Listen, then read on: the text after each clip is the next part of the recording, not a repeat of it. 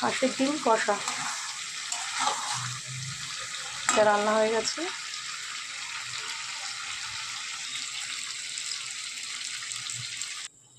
এখানে করলা সেদ্ধ করে নিয়েছি। করলা সেদ্ধ করে ভাজা করলে এটা খেতে ভীষণ ভালো লাগে, তাই করলা সেদ্ধ করে নিয়েছি। এবার তেলে ভাজবো।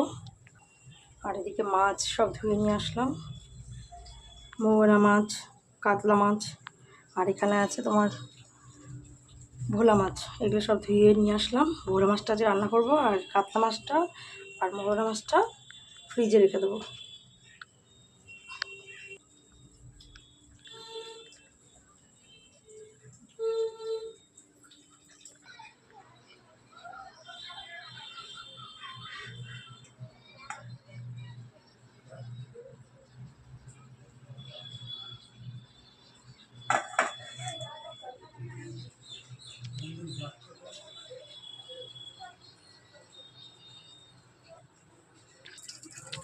আমার একটা কথা বলা আছে আমার সকল ইউটিউব বন্ধুদের জন্য। যারা আমার ভিডিও দেখতে ভালোবাসো তারা অবশ্যই আমার চ্যানেলে সাবস্ক্রাইব করে একটা কমেন্ট করে যাবে।